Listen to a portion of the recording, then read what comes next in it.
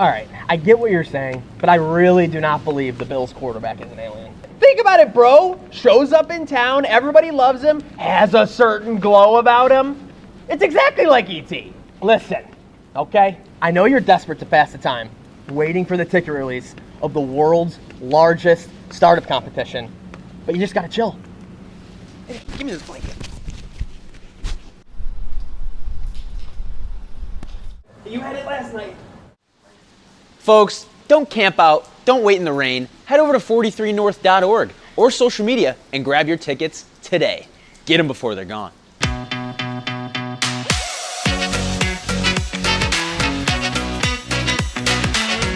I'm telling you, he is hiding in plain sight. Even think about his last name. What do you mean? Allen? That's pretty standard. Is it A-L-L-E-N or is it A-L-I-E-N?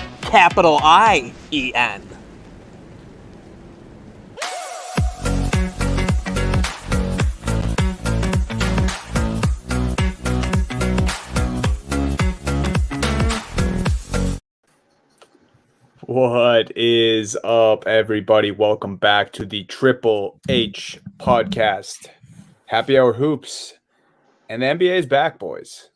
Steve, Jake, and Donnie here as always. The NBA is back. Started up last night. We have a full slate tonight. Going to be going over the two games that happened last night. Celtics, Sixers, Warriors, Lakers, the drama there. And maybe previewing a little bit of tonight's slate. Guys, how are we feeling now that it's back? How are we feeling now that the NBA is back? I'm feeling great. Donnie. It was just awesome to watch some NBA basketball last night. I know you're feeling good after the way the Celtics looked. That second half was a dream for you. They couldn't have looked better in the second half. And then the Warriors-Lakers game, the Warriors, I'll tell you what, they're deeper than they were last year. We knew this coming in, but to see it in game one was wild. Where on the other side of the ball, the Lakers are playing gym teachers off the bench, but that's neither here nor there. I'm just excited we got to watch basketball. We got 12 more games today, and we did okay. We did okay for the first night. I think we all did all right with our picks. So it was a great opening night, and hopefully it leads into a great opening week. Yeah, y'all ever, that meme I'm talking about when I do this exactly? That was me looking at the schedule tonight and just being like, oh my God, this is my Wednesday today. Like, this is the best Wednesday I've had in, I don't even know, ever. Like, every year. It feels amazing. I also legit did not know Matt Ryan was a person until last night. Didn't know he was on the Celtics last year for it all. I vaguely remember us talking about it last year when you brought it up, Dunny. Earlier this morning, we were talking about him, but I was listening to Bill Simmons, and I fell asleep during the second half of that late game last night. And they mentioned a dude named Matt Ryan, and I was just like, "That's not." I think real. I saw that clip. I was like, Bill's just making up, like just trying to catch us. He didn't know who he doesn't know, or he's going senile, and he doesn't remember who this guy is. Like, no, that was real. So yeah, those are the guys coming off the bench for the Lakers. That was the biggest impression of last night. But also, Dunny, I think we got to start with your Boston Celtics, to be honest, because please, please and thank you. I mean, what more do we need to say about Jaylen Brown and Jason Tatum both putting up 35-point bombs on opening night to outduel Harden and Embiid? Harden, the surprise 35 bomb on the opposite side, and look good. But the story is about the Jays, really. I think that's my biggest story, at least coming out of last night. Yeah, for sure, 35 apiece, the first duo of teammates to do that since 1969, I believe. It was Jerry West and someone else. I forget the second name. I'm sorry. I saw that stat last night, though. And yeah, I mean, the Jays looked legit. This is kind of what we were waiting for. Obviously, a big storyline was seeing how they would be without Ime Udoka. Joe Mazzulla gets his first win as a head coach, slides right into that role. Didn't really miss a beat as far as, what I saw. And I think people were looking, because of that coaching situation, because of Rob not being out there to start the season, it was kind of the Jays will be the driving force of this team. Yeah. And they, it's up to them how far this squad makes it. Great first impression last night. Tatum was all over the glass. Jaylen Brown was just scoring timely buckets. both of them getting out in transition. You know, we talked about this on the Spaces last night, but that is something I am super excited about for this team. Like that take foul rule where they're trying to get away from players taking that take foul and punishing them with the extra possession and a free throw. It shows when you have guys who can run the break, because they got out, they were running the break. Both of those guys love to do that, you know, and then just the guys who were supposed to step up did. I thought Smart played really well, you know, obviously defensively, and then he had some moments offensively too. And then 31 points combined from Brogdon and Grant Williams off the bench. And I mean, you can't really ask for much more from those two. So great team win. I didn't think the defense looked really all that worrisome without Rob Williams. And then the Jays were better than expected. So that's always fantastic. Yeah, I mean, I think one of the biggest things for me in this Celtics game was Jaylen Brown started really cold in the first quarter. He did not look good. He was taking some bad shots. He was forcing some shots, and it takes a good team and a good coach, too, to just let your shooter shoot. Jaylen Brown is the number 2 scoring option on this team. I say it's 1A, 1B with him and Tatum.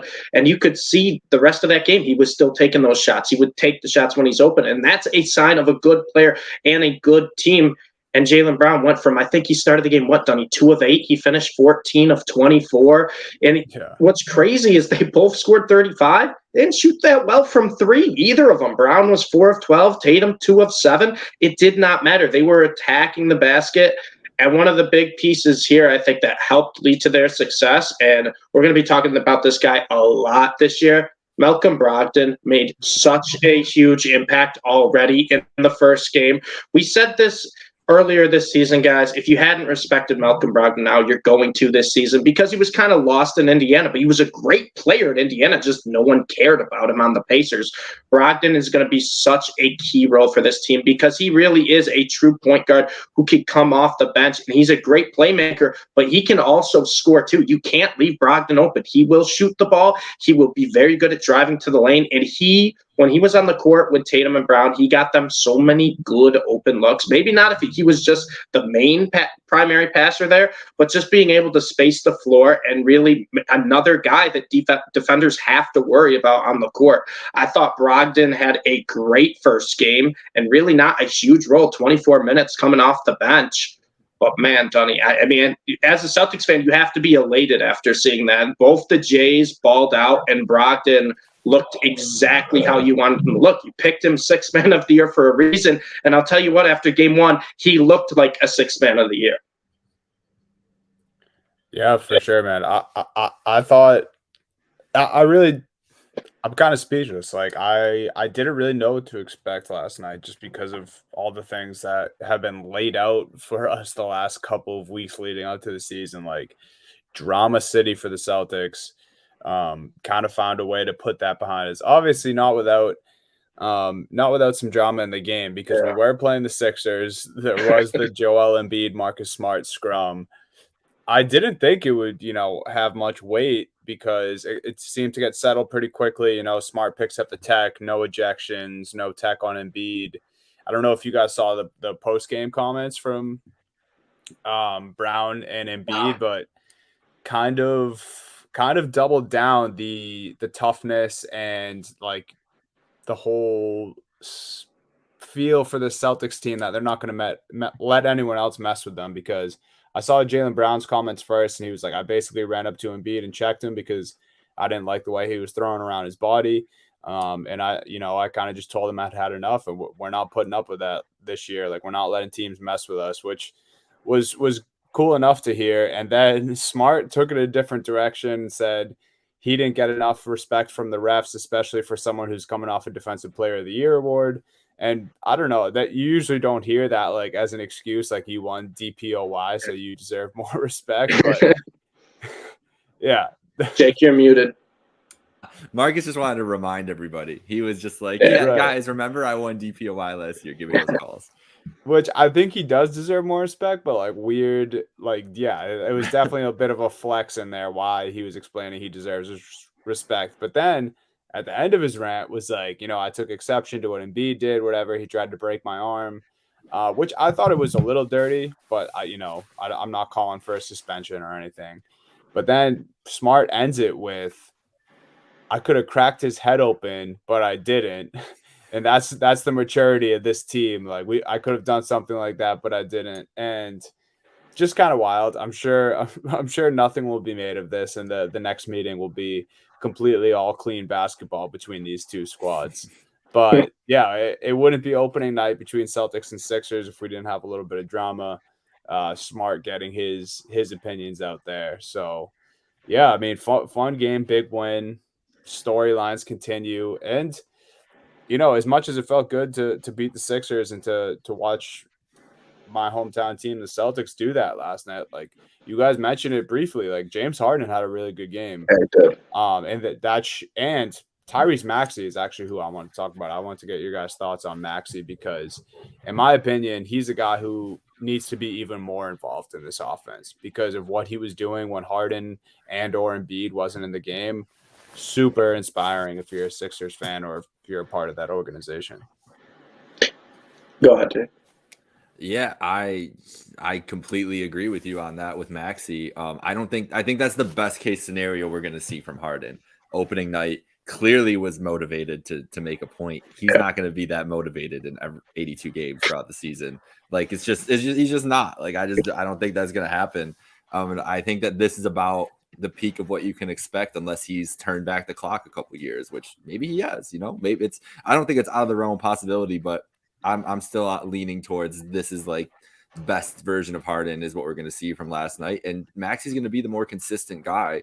And he's so explosive, man. Like he just brings an element to their offense that they don't really have. The one thing I really want to see from Maxey going forward is some really strong perimeter defense because Harden last night, as good as he was offensively, man, he had no business being out there defensively. Tobias Harris still really struggles defensively. And when it comes to the Sixers, like that's what struck out to me last night. Like this is a team that in the preseason was like, oh, we're going to be the top defensive team in the league. Like that's what we hang our hat on, all this stuff. And the Celtics are going to be a great offense, but 126 points on opening night after talking all like that's what worries me. So that's the element I want to see from Maxey, but the offensive side and everything else, there is so much room to grow for him. I'm really excited to see what he looks like next to Harden, especially if Harden is this kind of Harden.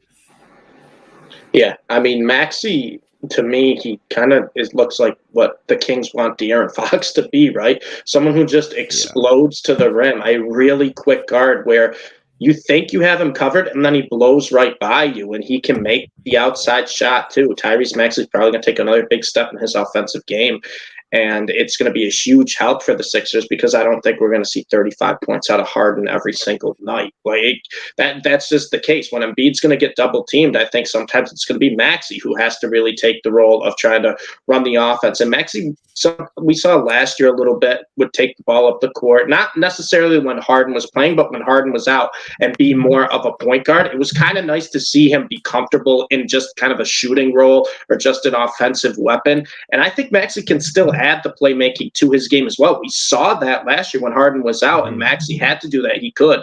So it was a very encouraging side for Maxey. I'll be honest, I was very down on the Sixers in the offseason. I just never really believed in James Harden. And despite the Celtics playing great, Sixers showed me a decent amount. The only big red flag for the Sixers I have right now is their depth, man. There was really nothing coming off the bench for them. I mean, Daniel House is and what? D'Anthony Melton, that was really who they have coming off the bench.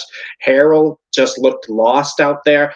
I don't know. I mean, that's a big concern. But their starting lineup, I was pleasantly surprised what I saw from James Harden. And we talked about it last night, but he just looks like he's in shape. And that's a good sign for Philly fans. They'll figure out the bench. They'll figure out the defense eventually. But it's nice to see for Philly fans that James Harden looks like he's in shape and he's locked in.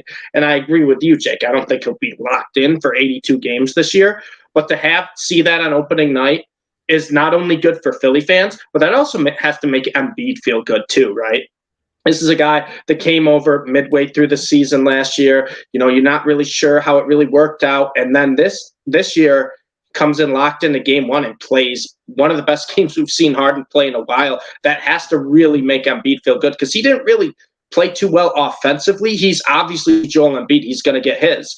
But I was surprised, even with the foul trouble the Celtics had, he didn't have that much of a dominant game. But to have Harden there to help out Embiid, it must be a great, encouraging sign for Sixers fans, despite losing the way they did to Boston. Yeah, there was someone out there who played devil's advocate to James Harden showing up in shape, and it was Charles Barkley on the halftime show. He was mentioning to Kenny, he was like, "Yeah, I was in shape at the beginning of every season as well. Like, how about he starts posting these transformation photos like halfway through the season, this and that." So the Chuckster was a little hard on Harden. Well, like, he makes a good point though. Like, I don't want to take it away from him, because I do think this is the best he's looked to start a season, just physically by the eye test, and then also his basketball abilities in the last couple of years. His comments over the offseason made it seem like he's a little more locked in than he's been in years past. He seems to be getting backed by his teammates, which is something that hasn't happened also in a couple of years for James Harden. So, maybe a new leaf here for the Sixers. Looked good for Harden on opening night. Obviously, you want to start with a win. They weren't able to do that. And then, if we want to move on to the next game here, I did just want to say one more thing about Tyrese Maxey. He had 21 points last night, and the scoring was impressive. Let's not forget, like, he was doing this against Marcus Smart. And when it wasn't Smart, it was Derek White. It was Malcolm Brogdon. It wasn't really the Jays, because I don't think they were throwing the Jays on him all that much. But, like, those are three very good perimeter defenders, and guys who guard all the way until the end of the play. They'll meet you right at the rim, and he was attacking those guys all night. And if he wasn't beating them initially, he was going right through them to the basket. So, that 21 points might even be more impressive than it looks on the stat sheet. But we had a second game too, didn't we, boys? We did. The Los Angeles Lakers, the Golden State Warriors. The first half, pretty competitive. I actually stayed up way longer than I thought I was going to. Jake, I guess I want to ask you this, because I was thinking about it during the game, because the first half I was like, oh, Jake's bet on the spread here, the Lakers +7 looks pretty good. That was a hope and pray bet, by the way. And it didn't work. On our spaces, I decided to get crazy and pick them to win. So yeah, that's true. That's true. Right. But yeah, at what point of that game, if you were still watching that late, like, at what point of that game were you like, this +7's probably dead? I mean, honestly, once the Warriors run started in the third quarter, I was in and out of sleep in the third quarter, I would say. But once it really, like, you could tell that once the adjustments were made, there's just the Lakers don't have an answer. Like, the Lakers are going to have a fastball and their fastball. And that's what they're going to hope to get by the whole year long. And it was just so evident when you saw the bench units out there, even in the early parts of the game, and you see, James Wiseman out there and Poole running the units when Curry's off the floor and that type of talent. And then you get to the Lakers, and like I said, bro, like Matt Ryan and Austin Reeves out there running the units, and they miss Schroeder so much, and that's terrible that they need Dennis Schroeder this badly to make this engine go. Yeah, I think I think the biggest takeaway for me from the Lakers is nothing really that different than what we thought beforehand. They're going to be able to beat up bad teams in the league, in the lower echelon of the league, just because LeBron and AD they're incredible. And AD looked awesome last night. Yes, LeBron looked decent. I would say LeBron definitely took advantage in the second half of a lackadaisical defense to get those numbers up and get it more like a respectable Bron number, because he really struggled, especially shooting the ball early in that game. But I think we've seen that from LeBron before, struggling shooting and struggling with performances early on. So the stars were there. The stars showed out eventually. Russ had a pretty solid game. I know you don't like me saying this, Stevie, but I think that's probably the best games. That's the best type of game we're going to get from Russ this year. I don't think it'll be the best stat line, but like, that's the best version of Russ they could have expected. And they're just overmatched against a team who's probably going to be contending for the NBA title. And maybe that's the most telling thing about the Lakers. But the Warriors, I mean, I was just trying to watch Poole and Draymond, to be honest. And there wasn't anything of note, really. There was a nice little pass to Draymond, which I was like, okay, at least they're playing, basketball together, whatever. But no real big interactions, nothing to really take from there. I know we talked about the little Draymond propaganda, infomercial, commercial, whatever the fuck he put out yesterday on our spaces. So that remains to be seen. Feels like there's a lot of remains to be seen with these two teams still going on. But last night, the Warriors are still a class above the Lakers. That's really what it came down to. Yeah, no, I agree with you. I think the biggest thing came down to bench depth, right? And I was saying on the spaces before this game, one guy I was very interested in watching was James Wiseman to see his role. And he looked great. He still can't make free throws, and he was never able to make free throws in college. James Wiseman did what he needed to do. He was great defensively for the Warriors. He really helped them out defensively, and he really didn't have to do too much offensively. He didn't really stretch the floor at all, which he is capable of doing. I think we'll see more of that this year. But he was just a huge help on defense. And the big thing, and I think Clay talked about this after the game when he was on with the TNT guys, is he's saying – our team is so deep now where we can load management, and that is scary for a team like the Warriors that has championship aspirations to get there again, because this team may be deeper than they were last year. Kuminga didn't play great. I think their team's better this year than they were last year. I think so too. I mean, look at the guys in the rotation they can use. You have Kuminga, who didn't play great. James Wiseman, I thought Monte Divac, who gave him 22 minutes off the bench, and he's another guy you can't leave open. He's going to shoot the ball. Obviously, you have Jordan Poole coming off the bench, who could win Sixth Man of the Year again, and then JaMychal Green, who probably was the most surprising to me. JaMychal Green played 23 minutes. He played half the game. He had a sizable role. This is a team that is so deep, and they're so deep at every position where they can kind of play any way they want. And it's crazy because you can sit Clay and Curry at the same time and not lose a step. And that was the huge difference between the Warriors and the Lakers, where we saw a stretch where Anthony Davis and LeBron James were on the bench at the same time, and it was the Warriors playing a G League team. That is what it felt like when I watched that. The Warriors were going on a ridiculous run, and next thing you know, they're up 25 points, and then the Lakers brought back in LeBron, and they made a little run of their own to make it a game, because LeBron's always got to make it a game when he's on national television. But the whole thing was that the Warriors have the ability, the privilege to do that, where they can just sit their stars for good portions of the game, and they're going to be completely fine because they're that deep. And you take a team that has that much depth with the star power of Steph Curry, Klay Thompson, Draymond Green, Jordan Poole, it's terrifying. Because there were a lot of good players on the Warriors. Poole didn't play well. Draymond didn't play well. Kuminga didn't play well. And they still won this game comfortably against a LeBron team. Say what you want about the Lakers, it's still a LeBron team. So I was very impressed what I saw with the Warriors, because we know what Curry's going to do. We know what Curry is. But just seeing what their bench players did that I didn't expect were going to have big roles, like JaMychal Green and DiVincenzo. It was nice to see Wiseman in his first game play well. DiVincenzo is going to be nice on this team. And that's what I'm saying. That's a thing we weren't even talking about. We talked about the Warriors in our season preview. We were talking about guys like Kuminga and Wiseman. We weren't thinking about DiVincenzo and JaMychal Green having actual roles. And in the first night, they did. And it wasn't like, they just played 20 minutes. No, they played good in those 20 minutes. They helped the team out.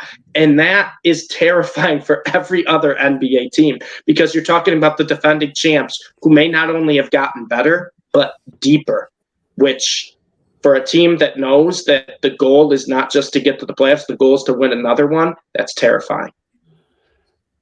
Yeah.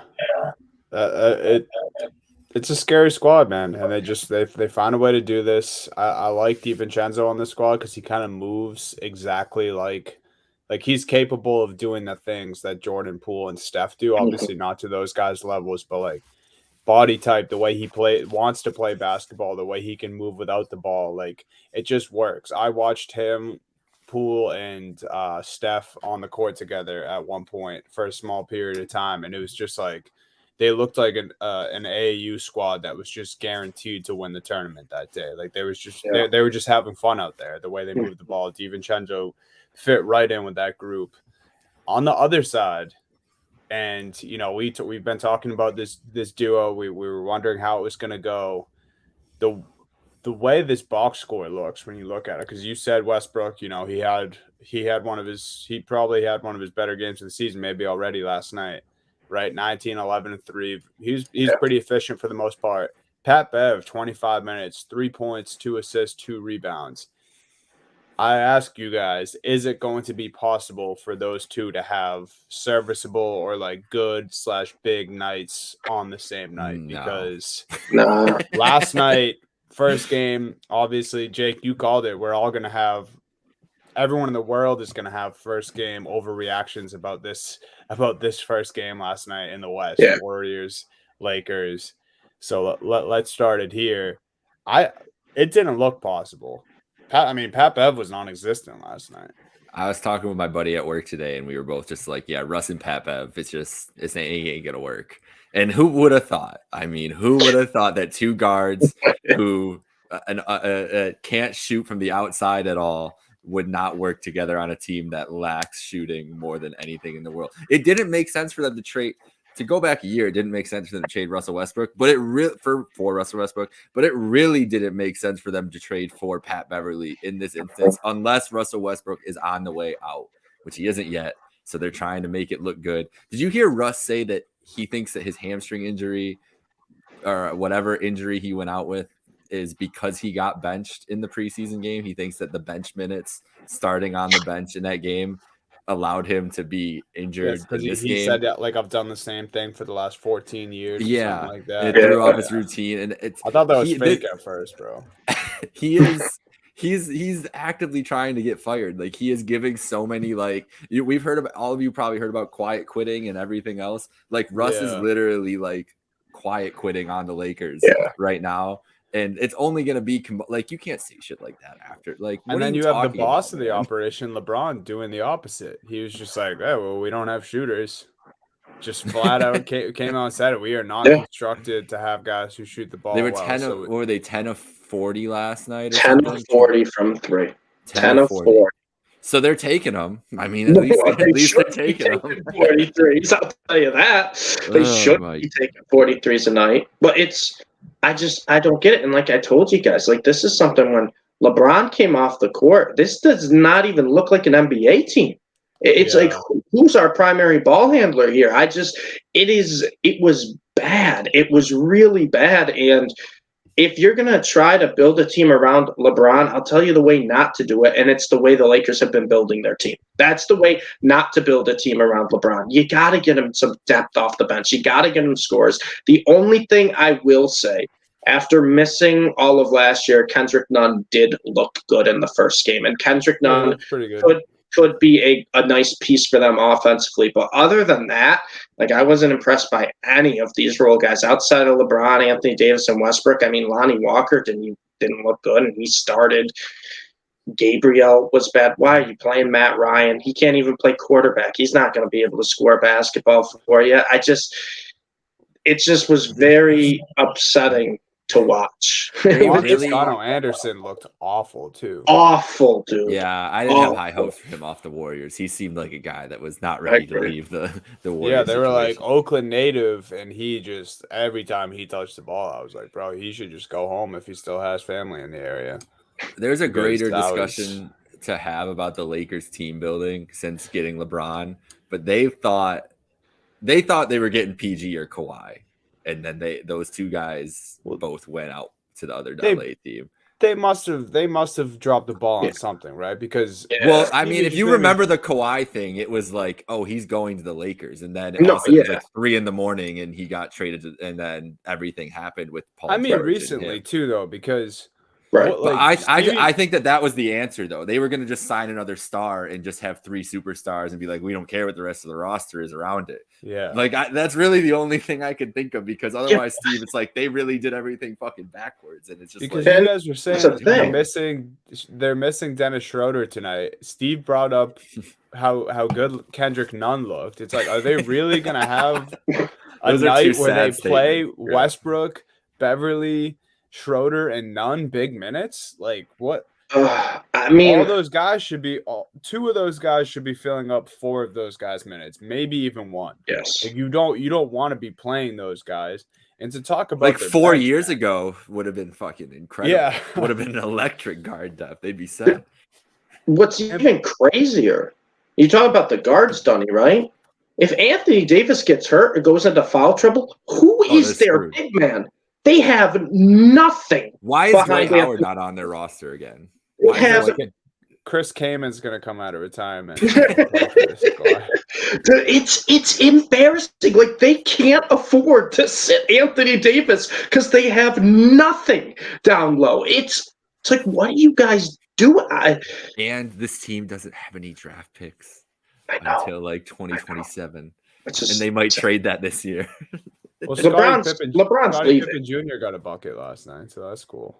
Yeah, LeBron's leaving. You think? I think he leaves this team. There's no way he wants to deal with this.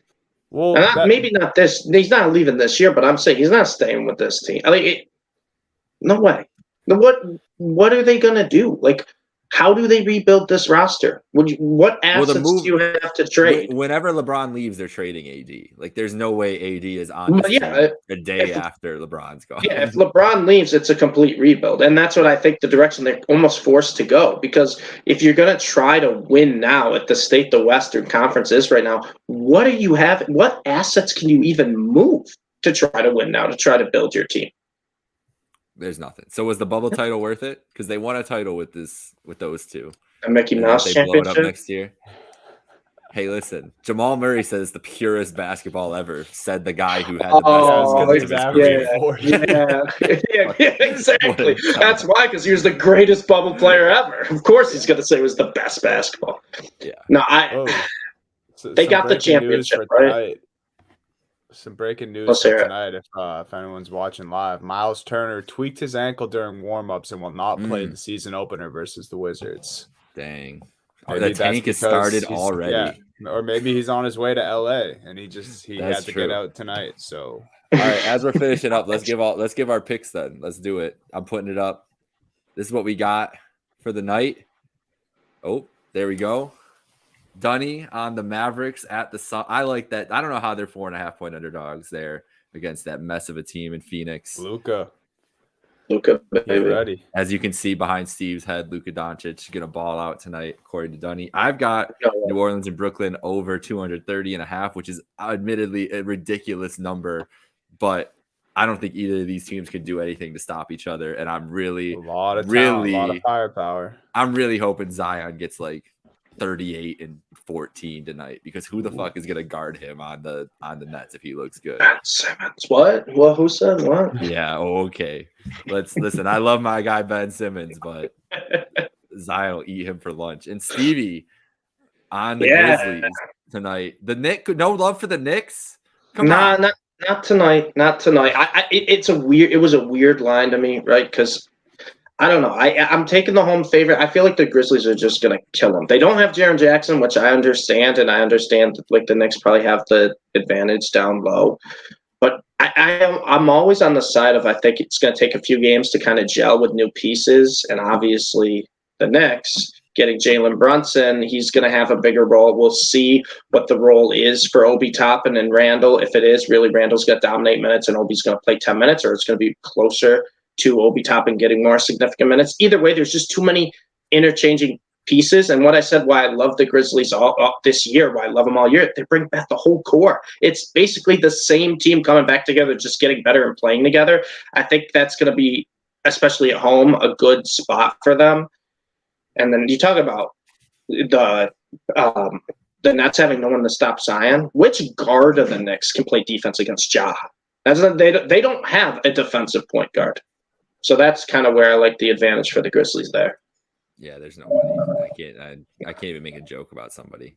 RJ Barrett, he's just going to do everything. RJ's going to have 7 steals, 39 points. And I love RJ Barrett, but defense is not one of the reasons why I love RJ Barrett. Let me tell you that.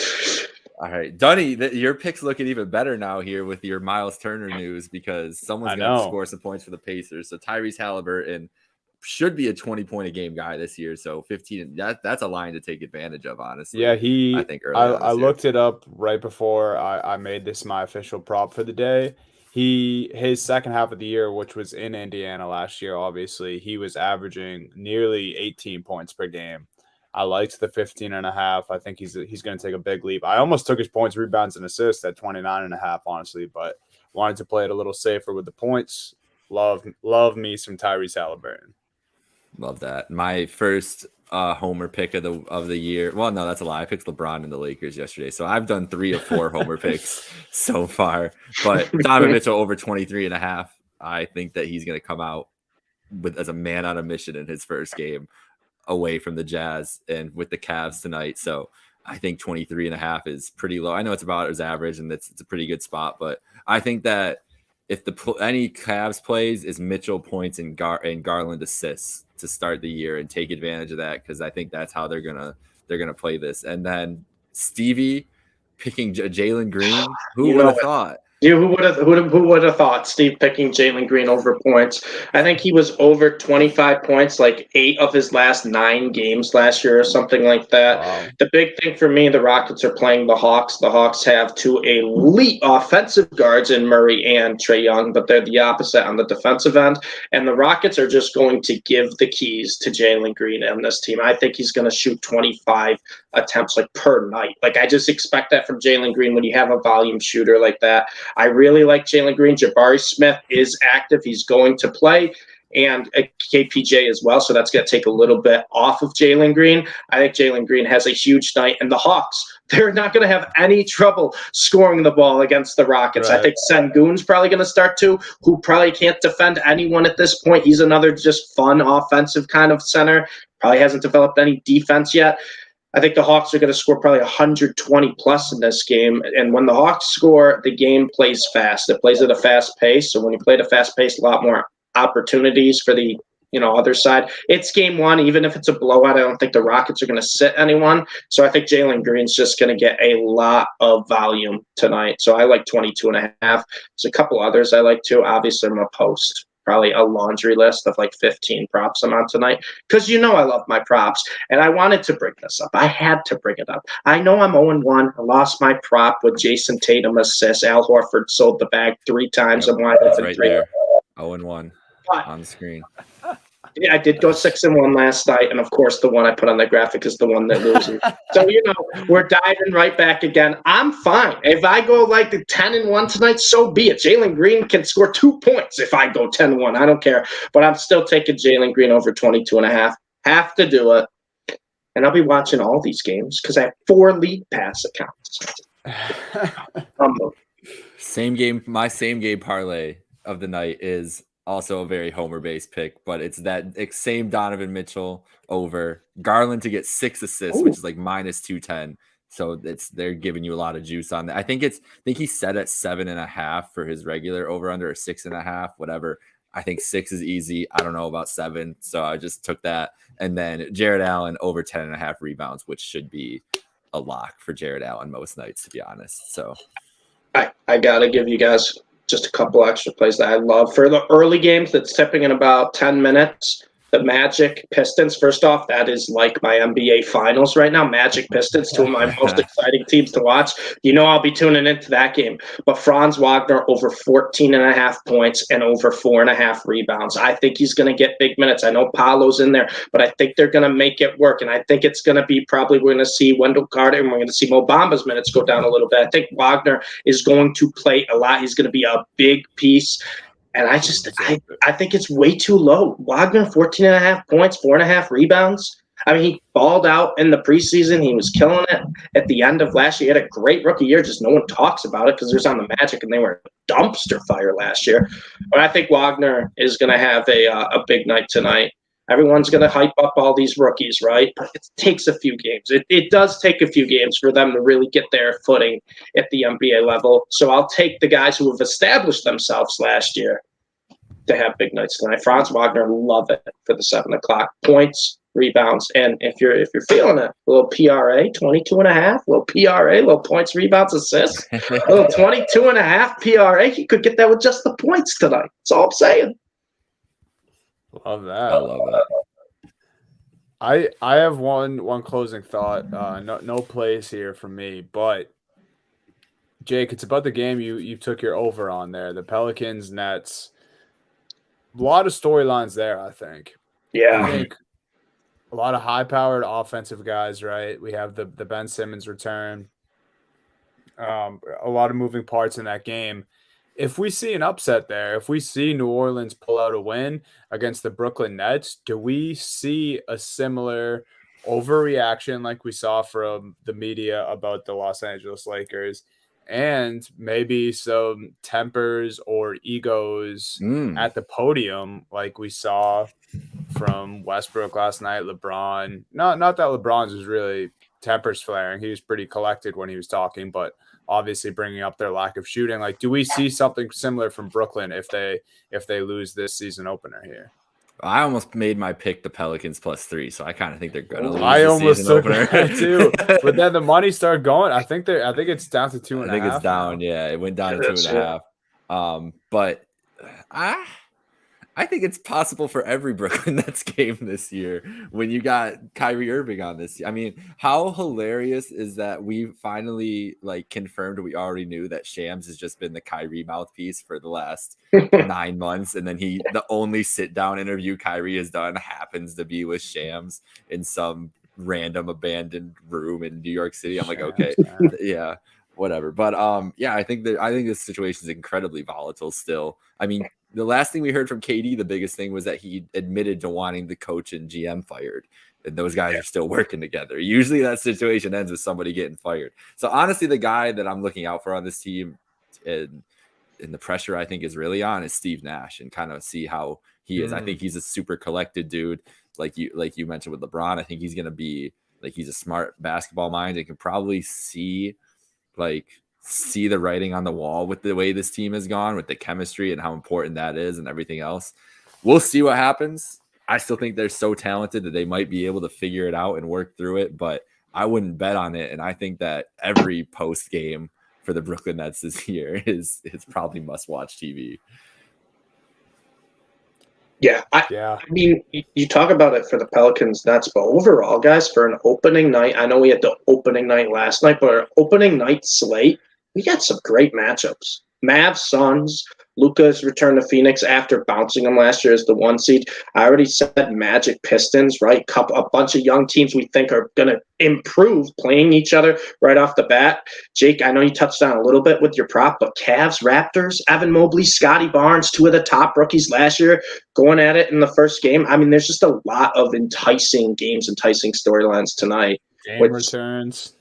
Dame, yeah, that's true. So many big names returning this year. This is, I think, I don't know, last time I can remember a year where we had this many superstar type players returning at the same time. This is the most loaded the league's ever been in our lifetime, for sure, with everybody healthy. And yeah, there's no doubt in my mind with that. Anything else before we get off here for tonight? I think that's it. Just hype the season's back. Let's go. Let's win our bets tonight and accept Stevie's prop. Hope that one loses. Hope Jalen Green scores 22 points. Yeah, he misses 8 wide open layups to end the game. He's 0 for 12 from 3, and you lose by 2 points. It's just needed one of them to hit. That's what I'm hoping for. That's why I'm so mad about the Tatum one. He had so many good passes to wide open. I'm done too. And they stat corrected his third assist. I don't know if you saw that. The long pass, where they scored. I forgot who he passed. Yeah. He scored on a layup. I was like, no, they stat corrected. I was like, oh, cool. Thanks, NBA. Sick. All right, boys. That'll do it for Dunny, for Jake, myself, I guess, Steve. Follow us at Happy Hour Hoops 1. Subscribe wherever you get your podcast. Enjoy another night of NBA hoops. I can't believe I'm so happy we get to say that at the end of this now. Have a great night, folks. Later, guys.